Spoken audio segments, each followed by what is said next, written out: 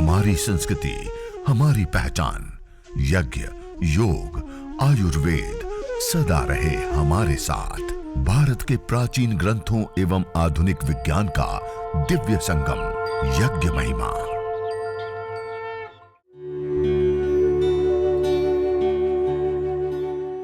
भारतीय संस्कृति में यज्ञ, योग एवं आयुर्वेद जैसी अमूल्य विद्याएं हैं, जिसका मूल है वेद। इतिहास की ओर दृष्टि डालें तो भगवान राम, भगवान कृष्ण से लेकर राजा महाराजाओं, ग्रामवासियों व अरण्यवासी ऋषियों की कुटियों तक नित्य व नैमित्तिक यज्ञों का प्रचलन देखने को मिलता है। एंटी माइक्रोबाइल जो कम्युनिकेबल डिजीज होती है, बैक्टीरिया, वायरस और फंगस जनित जो बीमारियां होती है, उन बीमारियों को ठीक करने के लिए जो दवाई लेते हैं वो कंपोनेंट्स भी इसमें होते हैं।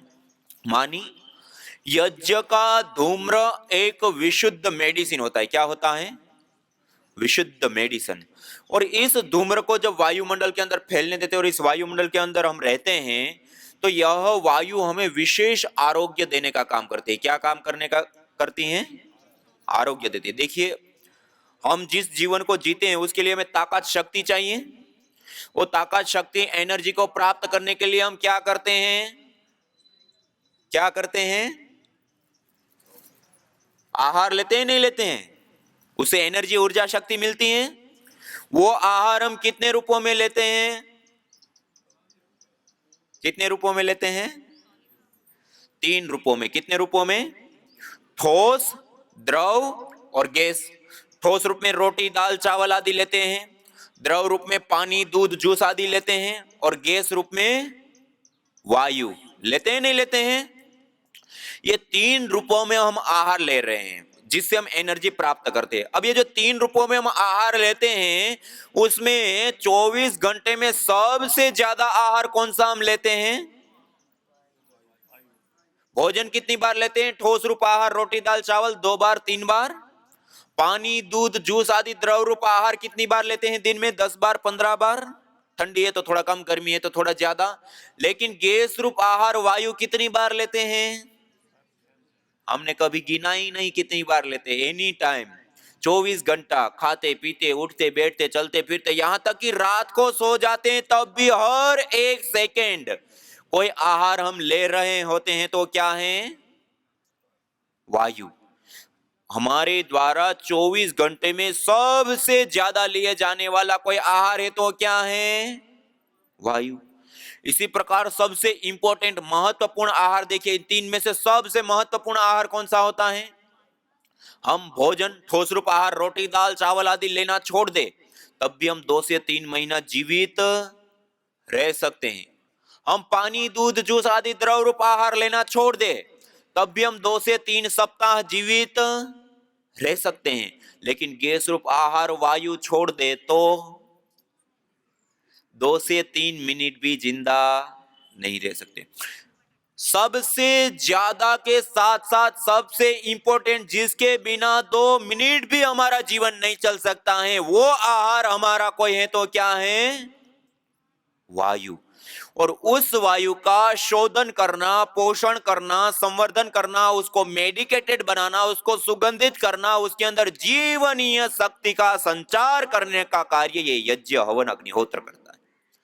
इसलिए हम अपने घर में ये 10 मिनट ऐसे अग्नि अच्छे से प्रदीप्त करके, थोड़ा सा आचमन, अंगस्पर्श, जल प्रोक्षण करके, और कुछ प्रातः काल में सूर्य और प्रजापति के लिए, सायंकाल को अग्नि और प्रजापति के लिए, और गायत्री मंत्र, महामृत्युंजय मंत्र 7 आहुति, 11 आहुति, 21 आहुति दे दिया तो आप समझिए आपने जो 24 घंटा लिए जाने वाला आहार, सबसे ज्यादा और सबसे इंपॉर्टेंट, जिसके बिना 2 मिनट भी हमारा जीवन नहीं चल सकता है, और हमारे लिए ही नहीं, चींटी से लेकर के हाथी पर्यंत और पेड़ पौधे सबके लिए सबसे बड़ा कोई आहार होता है तो वायु होता है।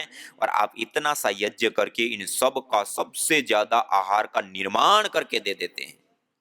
ये इतनी बड़ी विद्या है। कोई आपने देखा हो ना, घटनाएं, कहानियां आपने सुनी होगी, कोई चक्रवर्ती सम्राट होता है, सुबह में उठ करके दान करता है।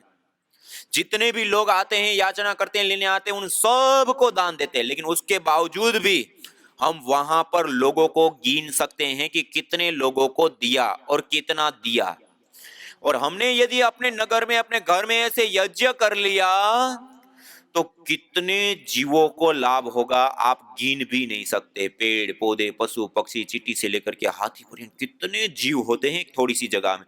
और हवन करते तो चारों ओर के वायुमंडल के अंदर ये पॉजिटिव एनर्जी, ऊर्जा, शक्ति का संचार होता है और ये मल्टीपल कई गुना बढ़ जाता है। जैसे हम 1 ग्राम गाय के घी की आहुति देते हैं ना, वो पहले तो द्रव रूप में था, जब वो जलता है तो गैस फॉर्म में कन्वर्ट हो गया।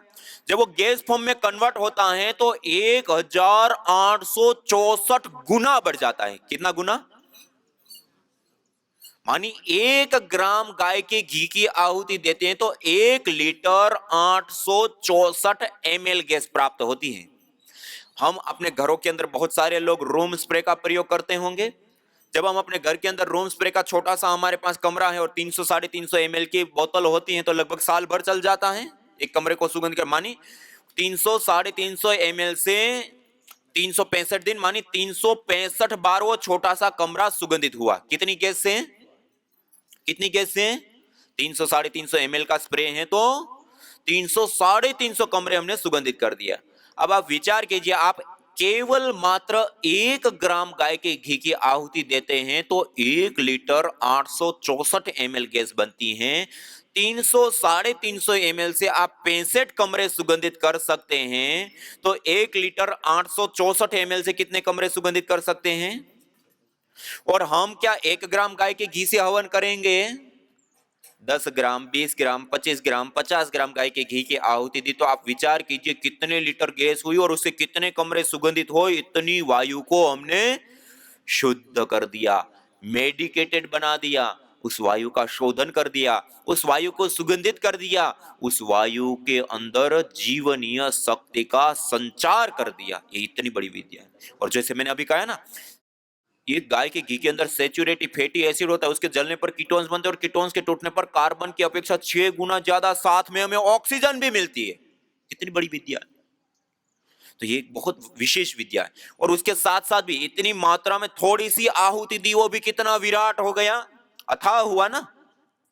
उसके बाद भी जैसे एक आपने सबने सुना होगा फोटोसिंथेसिस प्रक्रिया, पेड़ पौधों का जो हरापन होता है, क्लोरोफिल, उसके ऊपर जब सूर्य की किरणें पड़ती हैं तो वायुमंडल के अंदर जो कार्बन डाइऑक्साइड के बॉन्ड होते हैं वो टूटते हैं।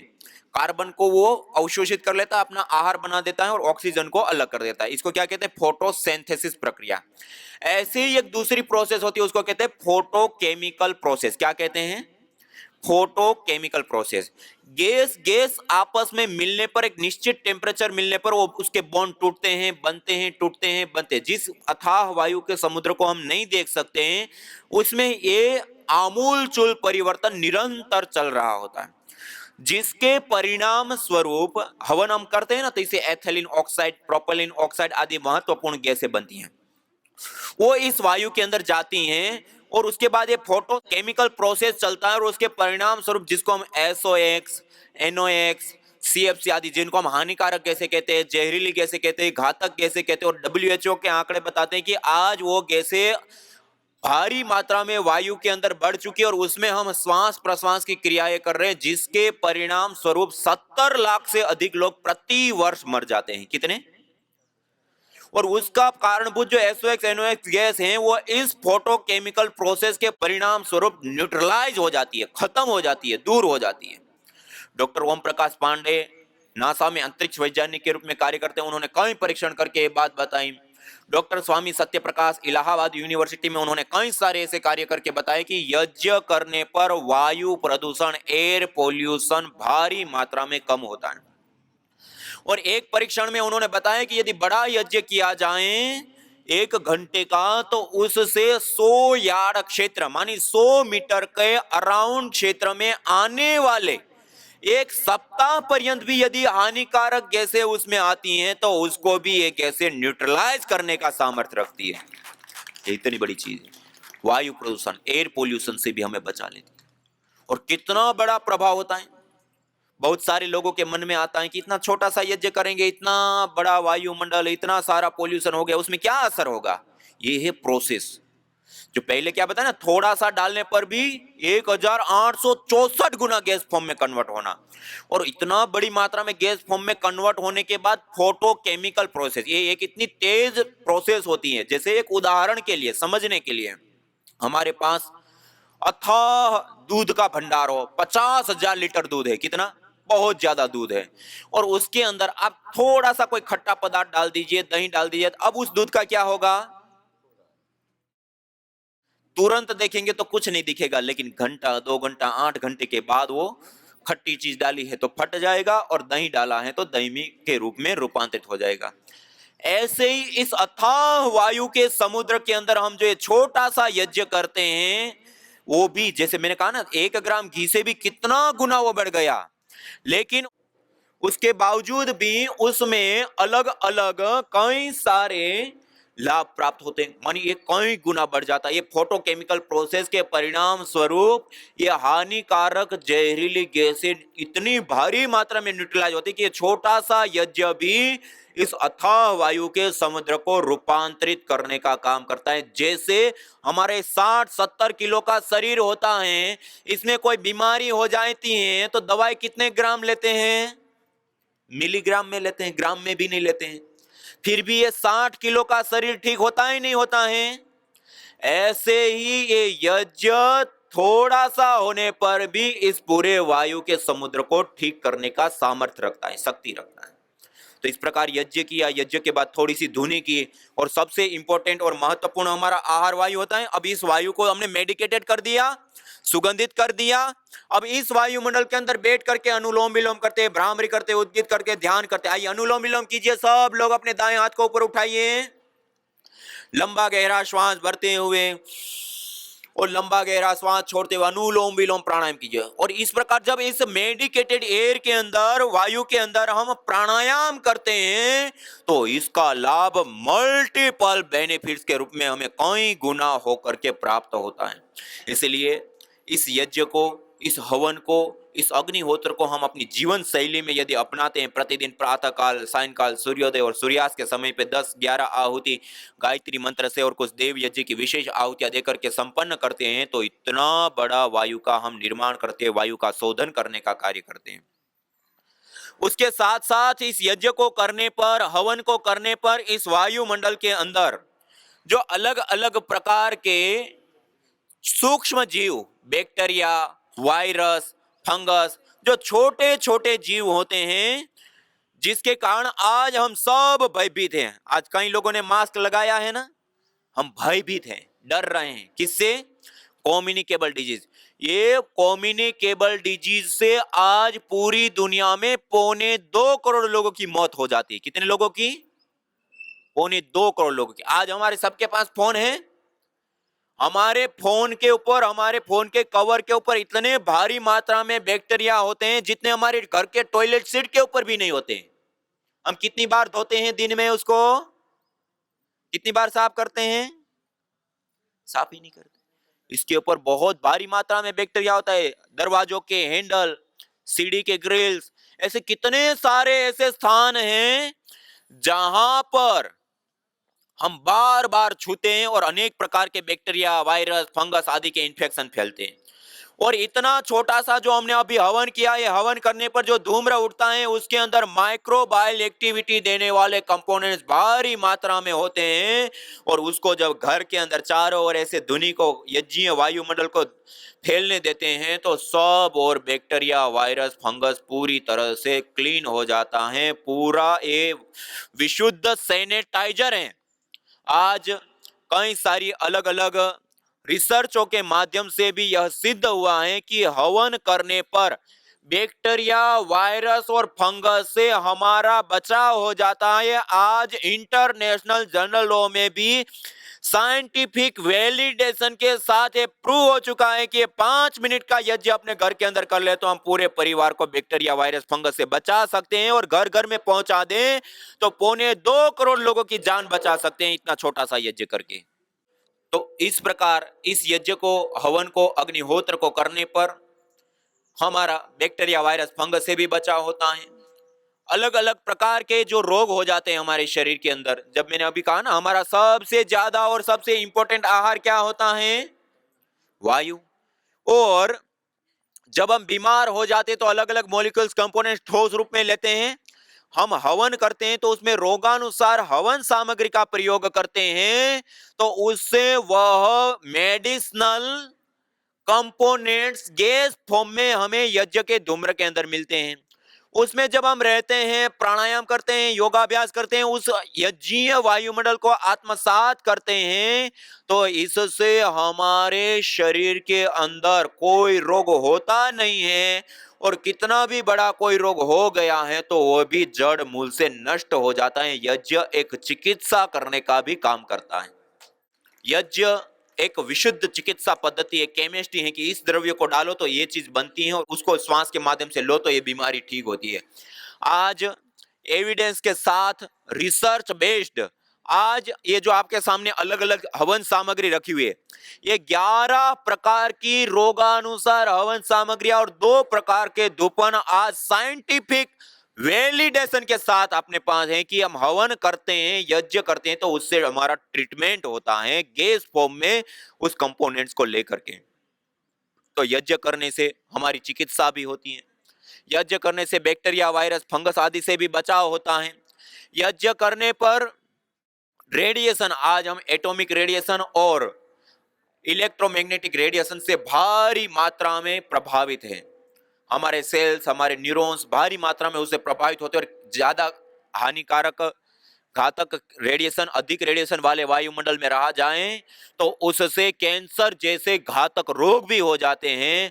और इस यज्ञ करने पर जो ऑर्गेनिक मॉलिक्यूल्स वायुमंडल के अंदर आते हैं, वो वायुमंडल में आने पर दोनों ही प्रकार के रेडिएशन से भी हमारा बचाव करने का कार्य करता है। तो इसलिए यह जो यज्ञ है, हवन है, अग्निहोत्र है, यह अपने आप में हमें बैक्टीरिया, वायरस, फंगस, रेडिएशन, अलग अलग प्रकार की बीमारियों से बचाने के साथ साथ कोई बीमारी हो गई है तो उसको ठीक करने के रूप में भी कार्य करता है।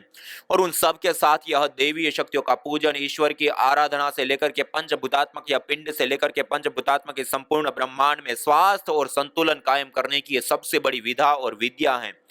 और इस यज्ञ को करने से पर्यावरण का पोषण और संवर्धन होता है। तो इस प्रकार जब हम यज्ञ करते हैं, हवन करते हैं, अग्निहोत्र करते हैं, तो इससे मल्टीपल बेनिफिट्स हमें होता है। कुछ भौतिक लाभ मिलते हैं, कुछ आध्यात्मिक लाभ मिलते हैं। भौतिक लाभों में तुमने कई सारे लाभ देखे, इसी प्रकार आध्यात्मिक लाभों में हम देखें तो यज्ञ करने से एक तो देव ऋण से हम उऋण होते हैं। क्या होते हैं? देव ऋण से उऋण होते हैं। अग्नि, वायु, जल, पृथ्वी, सूर्य, चंद्र, इनसे हम ले रहे हैं, वापस क्या लौटाते हैं? कुछ नहीं। तो ये यज्ञ है वापस लौटाने का, हम देव ऋण से उऋण होते हैं। दूसरा देवीय पूजन होता है। हमारे प्रारब्ध जनित दोष होते हैं वो कटते हैं, शुभ संस्कार बनते हैं, पुण्य की वृद्धि होती है। उसके साथ साथ मनोकामना की पूर्ति, इष्ट काम दुख, सर्व काम दुख, सत्याह संतु यजमानस्य कामकाय, यज्ञ समस्त प्रकार की कामनाओं को पूर्ण करने वाला है। तो इस प्रकार मनोकामना की पूर्ति पर्यंत अलग अलग कई सारे लाभ और एक साधना पद्धति भी, एक अनुष्ठान की भांति नियम पूर्वक हम यज्ञ करते हैं। और यज्ञ के बाद उसमें प्राणायाम, योगाभ्यास, ध्यान आदि करते हैं उस सुगंधित, उस मेडिकेटेड वायु के अंदर। तो इससे मानवीय चेतना का उत्कर्ष कर हमें अति मानस चेतना की ओर अग्रसर करता है और समस्त प्रकार के रोग, दोष, ताप, संताप आदि और व्याधि, तन से संबंधित और मन से संबंधित सारी व्याधियों की निवृत्ति होकर के हमें चित्त वृत्ति निरोध की ओर अग्रसर करता है। मानी यज्ञ हमें एक विशुद्ध रूप से संपूर्ण जीवन को सुंदर बनाने में एक अहम भूमिका निभाता है। ऐसे ही इस पर्यावरण के भी पोषण और संवर्धन के लिए भी एक अहम और विशेष भूमिका निभाता है।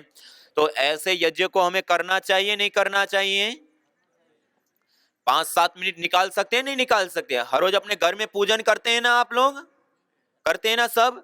हमारे वेदों में वास्तविक पूजन का यही पद्धति बताया, अग्निर्वै देवानाम मुखम। ये अग्नि होती है वो सभी देवताओं का मुख है। और इस अग्नि के अंदर मंत्रोच्चारण पूर्वक जो भी आहुति देते हैं वो समस्त देवी देवताओं को पहुंचती है और सारे देवी देवता प्रसन्न होते हैं। और आज हम कैसे करते हैं? बहुत सारे लोग अच्छे अच्छे लड्डू बनाते हैं, अच्छे अच्छे मिष्ठान बनाते हैं, भगवान के सामने धरते हैं, भगवान को दिखाते हैं और खुद खा जाते हैं। ये हम देव पूजन नहीं करें। देव पूजन क्या है? अग्निर्वय देवानम, अग्नि देवताओं का मुख है, अग्नि में आहुति देनी होती है। क्या करना होता है? अब भगवान को दिखा करके खुद नहीं खाएंगे, पहले अग्नि में आहुति देंगे, फिर हम प्रसाद के रूप में उसको ग्रहण करते हैं। और इस प्रकार से ग्रहण करते हैं। क्या कहा? यज्ञ शिष्टा सीना संतो मुच्यन्ते सर्व किल विषय, सभी प्रकार के पापों से, दोषों से, दुखों से, सभी प्रकार के अशुभों से वो मुक्त हो जाता है। यज्ञ शिष्टा अमृत भुजो यान्ति ब्रह्म सनातनम, जो इस प्रकार अग्नि में आहुति देने के बाद प्रसाद रूप अन्न को ग्रहण करता है, वो सनातन ब्रह्म को प्राप्त कर लेता है।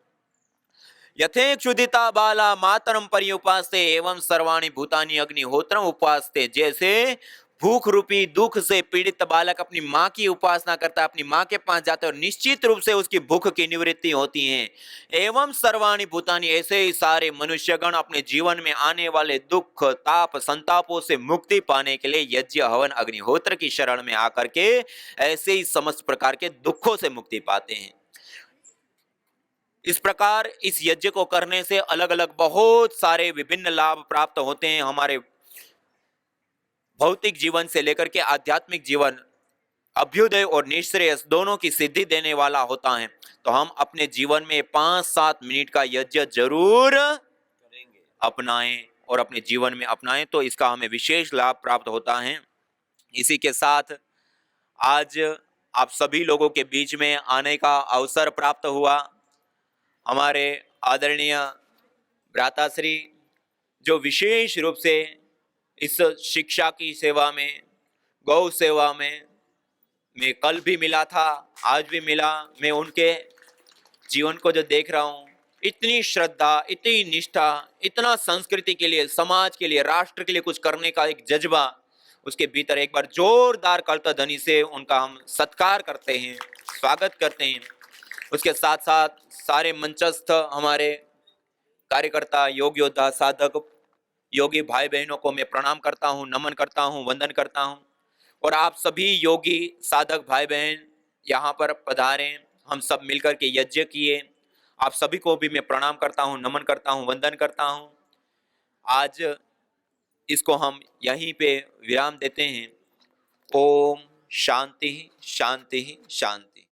न जाने कितनों ने आहुतियां दी इन अमित्र रोगों के संतापों से, है वर्तमान भी आज दुखित, न पूछो भविष्य के प्रकोपों से।